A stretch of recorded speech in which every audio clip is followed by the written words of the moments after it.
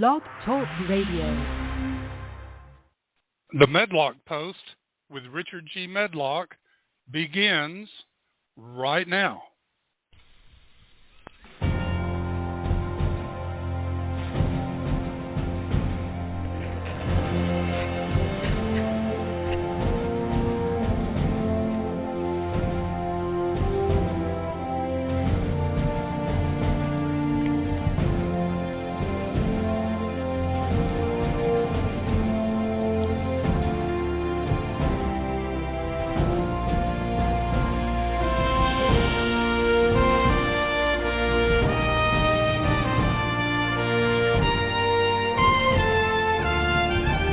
Welcome, ladies and gentlemen, to the Medlock Post radio show. This is where we educate, entertain, enlighten, and empower. The views and opinions on the Medlock Post radio show are those of the host and guests. They are not necessarily the views and opinions of Blog Talk Radio, Spreaker.com, its corporations, affiliates, or any other podcast streaming services. Thank you for joining the show today, and here is your host, Richard G. Medlock.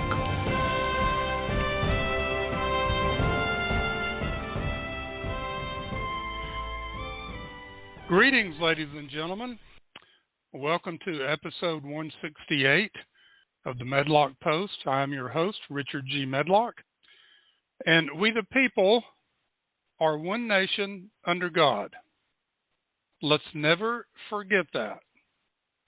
Today is July 26, 2023, and it's summertime, folks. It's hot. It's supposed to be hot. Winter is supposed to be cold. I'm still putting together my climate program. You will really enjoy what I explain to you in that program. I think I'll call it summer is hot, winter is cold.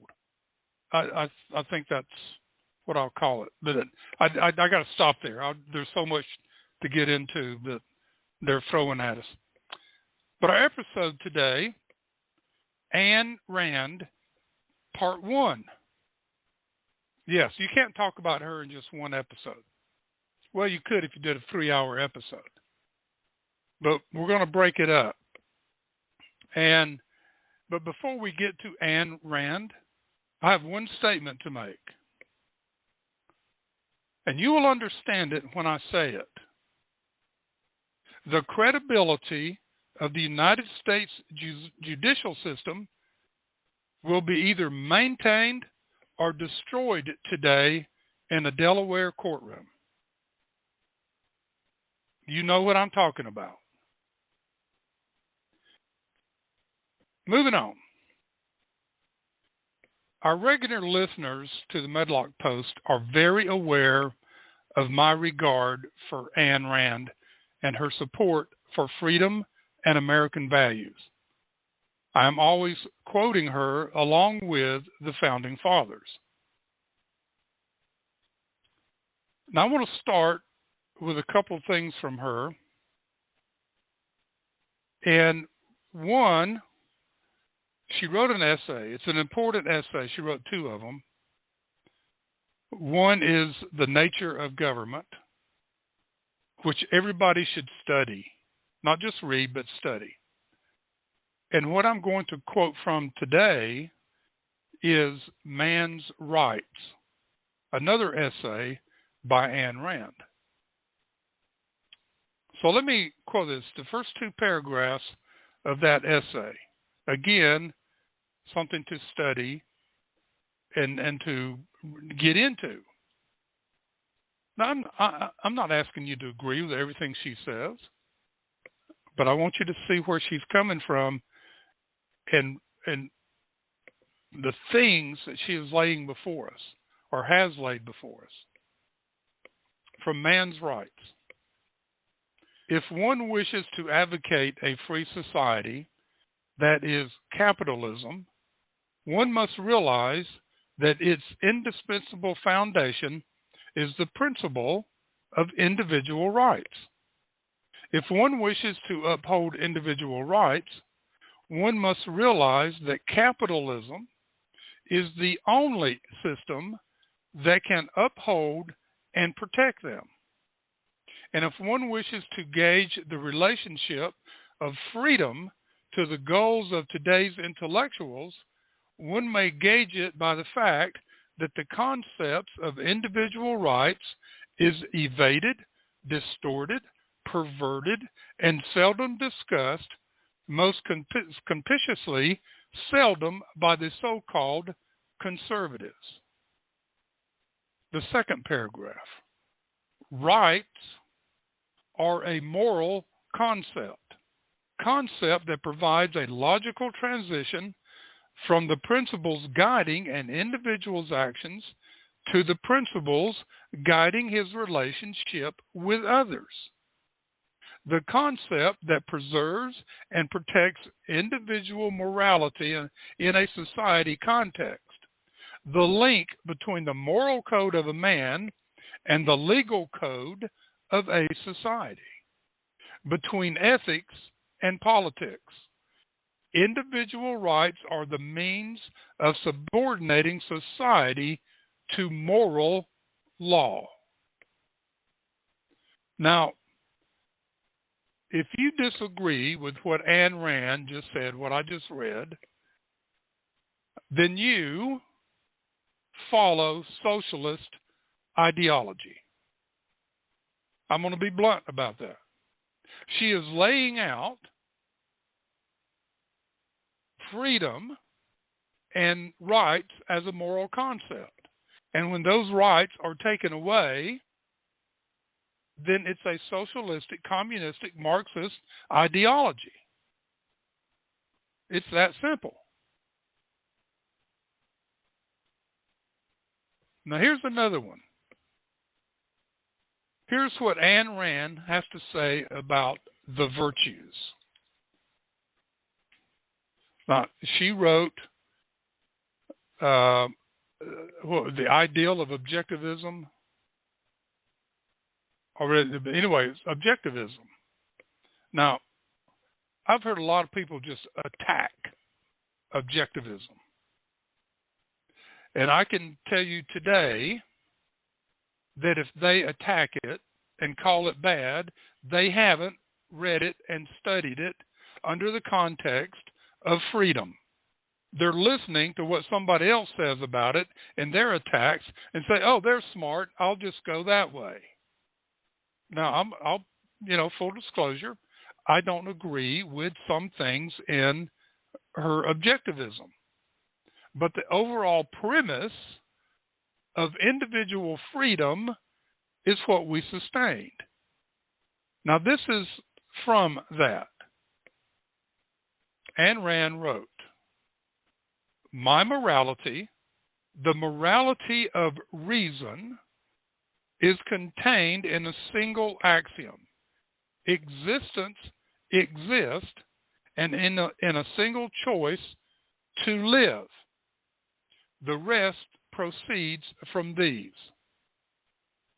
To live, man must hold three things as the supreme and ruling values of his life: reason, purpose, and self-esteem. Now let's break those down according to Ayn Rand. Reason as his only tool of knowledge. Reason, we are the only creations of God, our Heavenly Father. He gave man the power to reason, to think, to make decisions.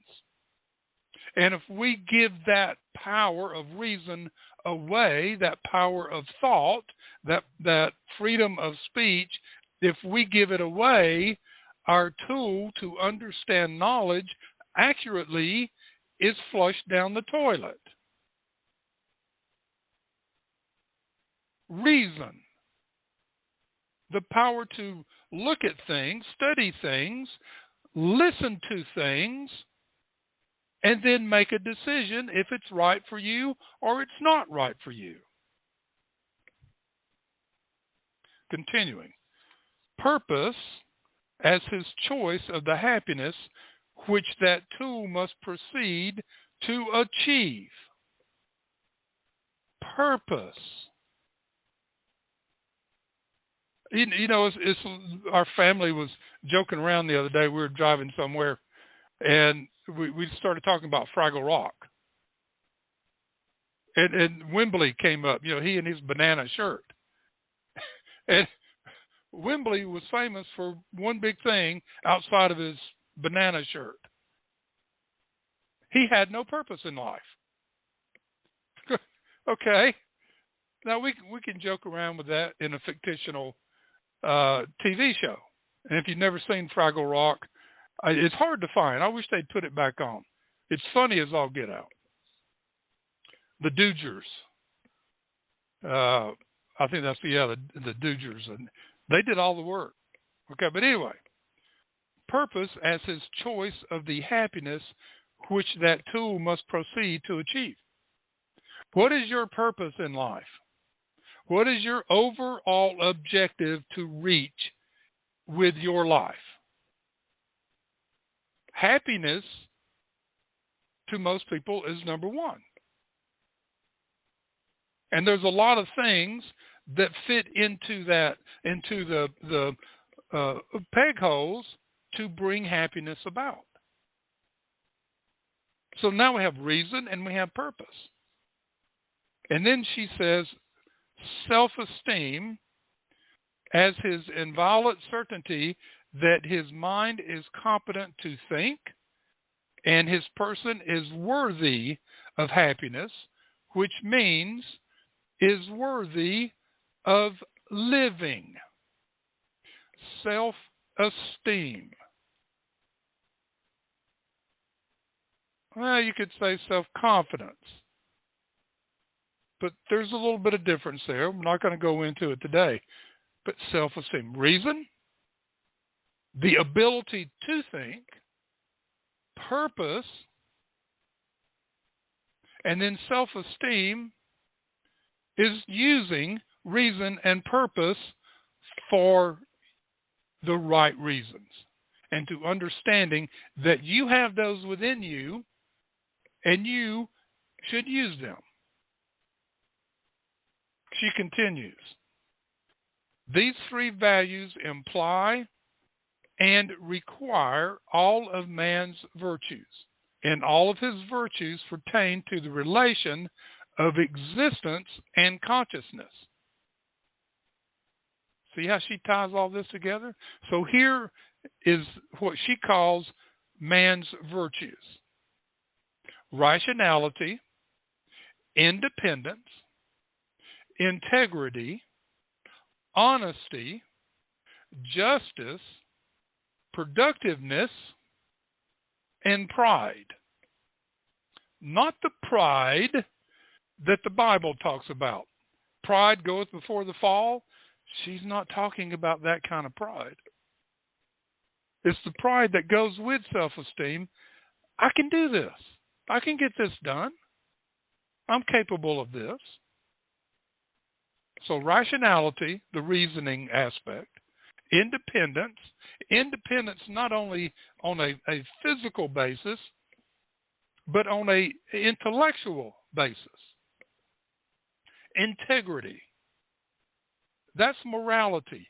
That's recognizing the law, whether it's natural law or religious law, or even the law of the land, and obeying those laws. Integrity. My word is good. Honesty.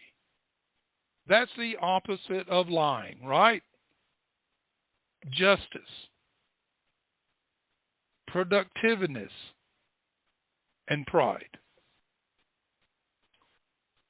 All right, Carrie J. Byrne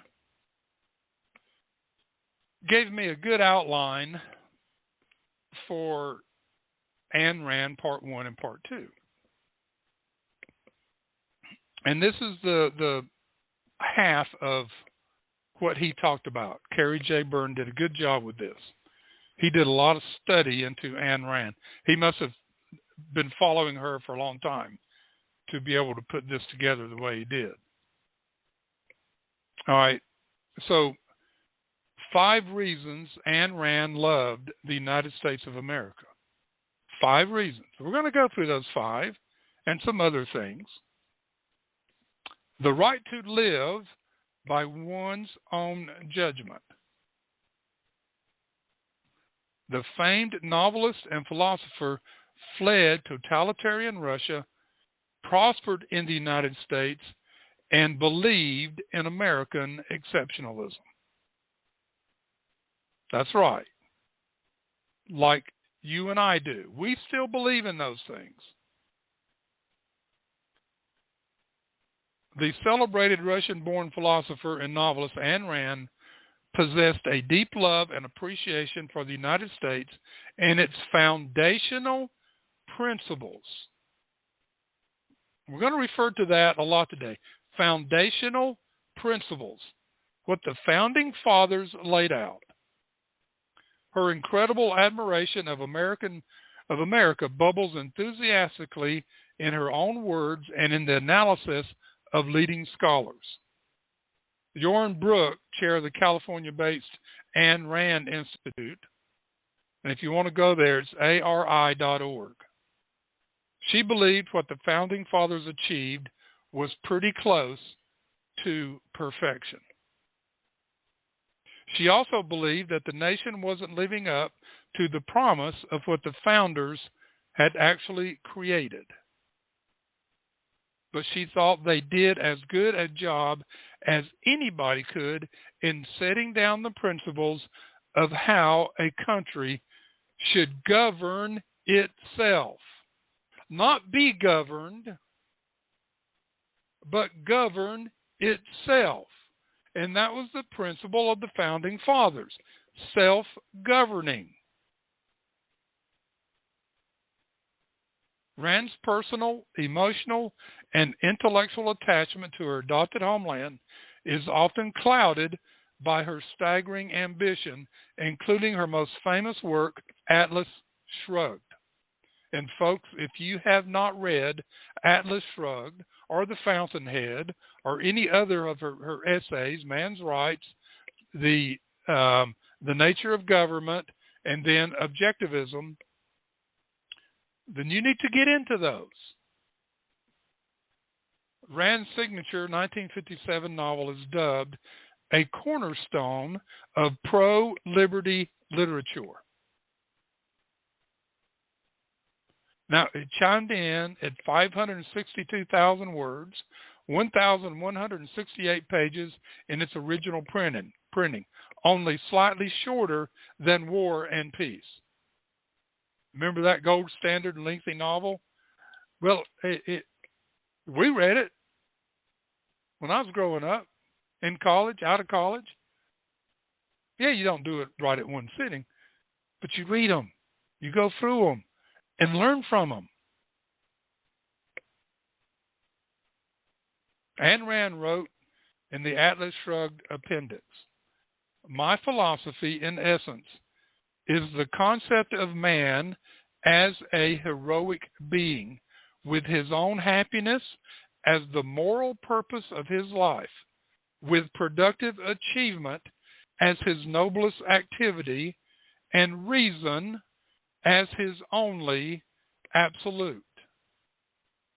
Happiness as the moral purpose of his life, productive achievement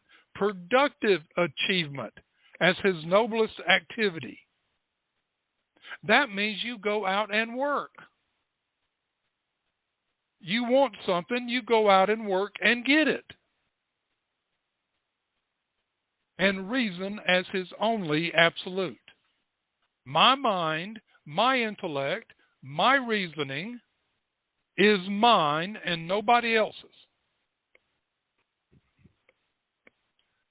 Her intellectually intimidating reputation and the debate inspired by her philosophy of objectivism, there it is, philosophy of objectivism, which has fallen out of favor in academic circles in recent decades, also contribute to the seeming complexity of Rand's worldview.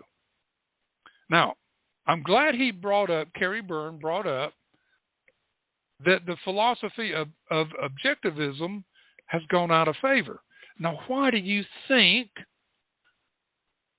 that objectivism, promoting freedom and individualism and small government, has fallen out of favor with academics? They do not want that. They do not want freedom. They want you and I to be their slaves. We're not doing it. The core of her belief system is quite simple. Individuals are inherently heroic, while governments only restrict human freedom, potential, and happiness. You see why objectivism is hated by academia today? I don't even know if they teach Ayn Rand in universities anymore. They don't teach Adam Smith. They don't teach the Founding Fathers. They don't teach the Constitution.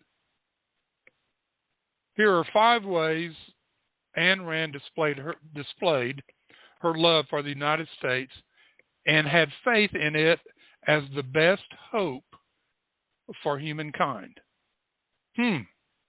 That's almost a reflective quote from George Washington and Thomas Jefferson and James Madison and so forth. The last great hope. Number 1, she grasped and proselytized the power of the Declaration of Independence. The Declaration of Independence, Rand said in a 1976 bicentennial lecture in Boston, is probably the greatest document in human history, both philosophically and literally.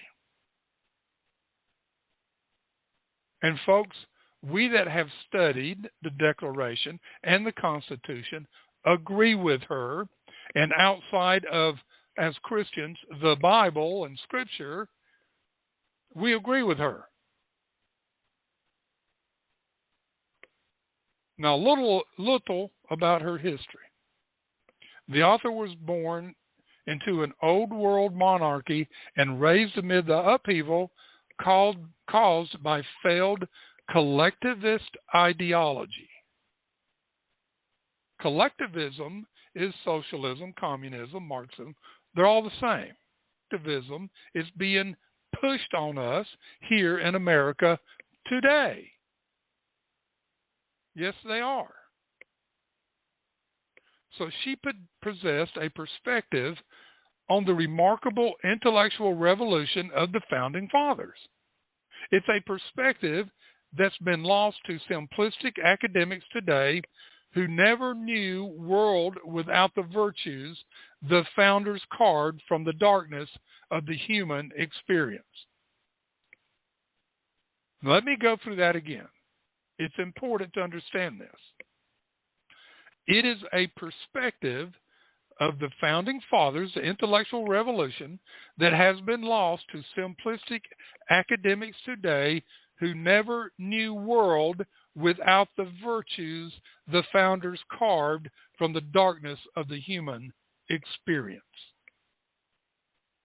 She went through it herself, she and her family. This is where the concept of individual rights was so prodigious a feat of political thinking that few men grasp it fully. 200 years have not been enough for other countries to understand it, she wrote. But this is the concept which made it possible for us to bring into reality everything of value that any of us did or will achieve or experience. This is why she values the Founding Fathers and the Constitution and Declaration and their foundational principles. 2. Rand fled totalitarianism overseas and prospered in America. We just said she came from a old world monarchy. The groundbreaking thinker was born Elisa Zenovaevna Rosenbaum in St. Petersburg, Russia in 1905. Yes, Russian names are fun. So Elisa Rosenbaum, St. Petersburg, Russia, 1905. This is when Marxism was coming out. She was just 12 years old when the city and the nation exploded in Marxist revolution, the Bolshevik Revolution of 1917. Now think what else was going on from 1905 to 1917 in the United States. We've talked about what happened in 1913. The central bank was established, the Federal Reserve. The IRS taxation was set up, and the states' rights protection by senators was taken away in the 17th Amendment. This was because of the influence of Marxism within our government at the time. And it has done nothing but grow since. She said this: independent-minded from a young age, this was Ayn Brooke of the Ayn Rand Institute.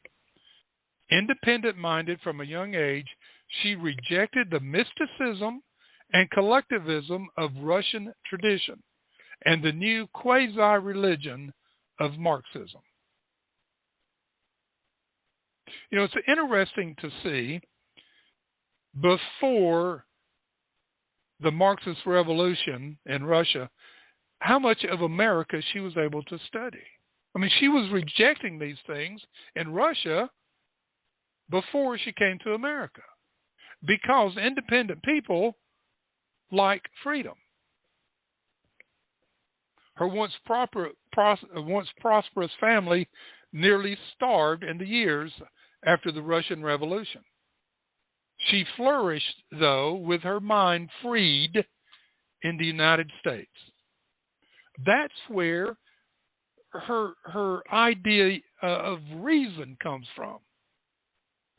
She could not have accomplished in Russia what she accomplished in America, and that's what we say. Her mind was freed. Her reason, her thinking, her intellect, her decisions, ours, is free. Grasp that concept. Ayn Brooke wrote, Ayn Rand believed what the Founding Fathers achieved was pretty close to perfection. And a more perfect union. Not a perfect union, a more perfect union. Better than the Articles of Confederation, better than what they had going on between the states and the federal government at the time. Rand was just 21 when she arrived in New York City, and by the age of 30 had written her first Broadway drama, The Night of January 16th, debuted in 1935, and introduced her to audiences as a bold critic of social conformity. A bold critic of social conformity. Now, it's interesting. Last week, I was making a list of subjects to talk about on the show. And I wrote down conformity, conformist, nonconformist. So we're going to do a show on that. Just stay with us, folks. We get to all these things. Item number 3 of why she loves the United States of America. And here we go again. Like the Founding Fathers, Rand was an advocate of reason. The Founding Fathers supplanted the mysticism of the human experience, and building upon the known reason of the era, became the first group in history to apply reason to wide monarchy, not dictatorship, not tyranny, reason. Reason which leads to self-governing. Ayn Rand observed this: reason requires freedom, self-confidence, and self-esteem. It requires the right to think and to act on the guidance of one's thinking, the right to live by one's own independent judgment. Yeah, are we repeating this? Yes, there's a reason we hear it over and over, and that's why we keep talking about it on the Medlock Post. God created us as a free individual, to have agency, to use our reason to make our own choices, whether they be good or bad, and to accept the consequences of either decision. Rand actually cultivated her own philosophy based on reason called objectivism. It was a revolutionary new philosophy of reason, a guide to life, a foundation for building a truly free society, said Ayn Rand. This is why she's being castigated, attacked, gone after, because she supports freedom and a free society. They're shutting her down like they're doing everybody else that supports that. It liberates the best within each of us, our reason. It is a rational philosophy consonant with the original individualist American vision of society. The individualist American vision of society. Reason number 4, Ayn Rand loved the United States. Rand believed individual initiative and limited government fueled common good. She wrote this for the New Intellectual. Now, I have to admit, I haven't really read, I've read parts of that. I need to go back and read that, the whole thing. In the brilliant rocket explosion of its youth, this country, the United States of America, displayed to an incredulous world that greatness was possible to man, what happiness was possible on earth. So, individualism, using reason, self-esteem, purpose, brought about greatness that was possible to man and the happiness that was possible on earth. The United States of America, she continues, is the greatest, the noblest, and in its original founding principles, the only moral country in the history of the world. Again, she refers back to the original founding principles and the only moral country in the history of the world, based on Judeo-Christian values. She understood that. She understood morals.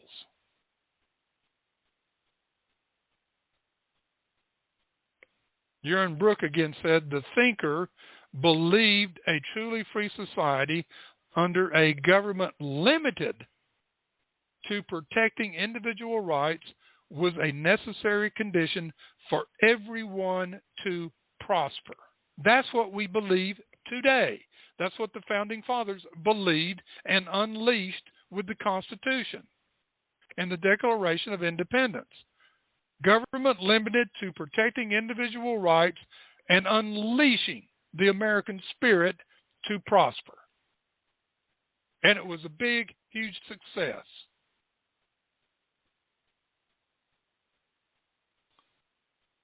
Ayn Rand wrote this: the right to the pursuit of happiness means man's right to live for himself, to choose what constitutes his own private, personal happiness, and to work for its achievement. She continued, Each individual is the sole and final judge in this choice. A man's happiness cannot be prescribed to him by another man or by any member or any number of other men. It's your decision. In my Sensible Truth yesterday, I talked about what we can control in our lives and what we can't control. And that the bottom line is, you are the one that's going to make you, you. Now, whether it's accepting any number of forms of religion, the different gods that are believed in, or not, that's up to you. Your decision to obey law, to be obedient, or not be obedient, that is your decision. Now, being disobedient, I promise you, will not bring happiness. It might bring you a few moments of pleasure every now and then, but it won't bring you happiness. Ayn Rand understood that. Oh, my goodness. All right, number 4. Excuse me, we're in the middle of number 4. We just finished number 4. Talking about your reason, your decisions. The number 5 reason why Ayn Rand loves America. She spoke and wrote eloquently of American exceptionalism. America's foundation of individualism is essential to the concept of American individualism, exceptionalism. Let me read that again. This is America's foundation of individualism is essential to the concept of American exceptionalism. Take away that individualism, whether it be an individual, a family, a corporation, American exceptionalism will go away. And we're seeing that today.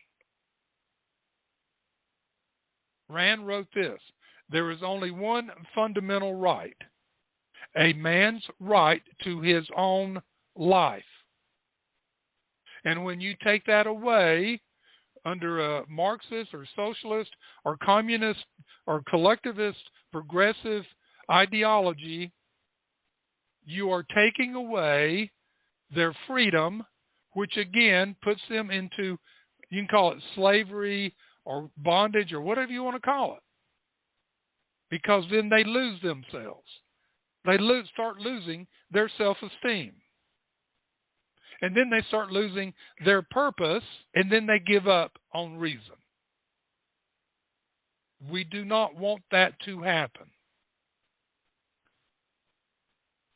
She echoed in many ways the founding fathers who were the first nation builders in history to make life, liberty, and the pursuit of happiness the foundation of society.